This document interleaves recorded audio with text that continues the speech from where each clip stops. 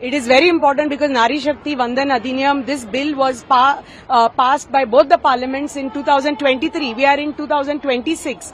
And here it was the efforts of our Honorable Prime Minister Modi ji and the Bharatiya Janata Party to see that a woman of this country who is a 50% population of India, they get their equal representation in from panchayat to parliament, so that there would be equal representation for every woman of this country to reach from panchayat to parliament and help in Vikasit Bharat 2047. If Bharat has to become Vikasit, then the 50% population of India has to be who are the women. They have to be there as lawmakers, as policy makers and change makers.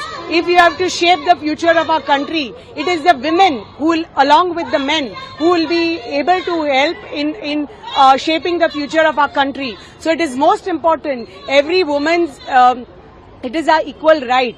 It was our dream. It was our hope. And they have trampled on our hope and our, our Swabhiman, our every woman's. Each one of us had a hope that and a dream that we would finally get equality.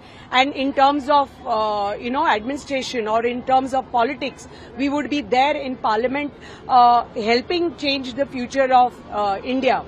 Because the Congress party don't want the women to come forward. They don't want the positive impact this bill is going to create in the entire country. Because all the women of the country are going to be with the Bharatiya Janata Party. So they are doing their very, very low caliber, low down politics. And they are doing politics in this and not allowing the bill to get passed in the parliament, and they are not thinking about the women of the country. So I want to request every woman of Goa, we are going to go in for elections in 7-8 months. These people are doing politics right now in terms of the bill. So I want to ask and request every woman of Goa and India that when we go in for elections, I would like every woman to ask this same Congress party, why did they snatch away their rights? This was the right of every woman to be there, to help Modi ji shape the future of our country.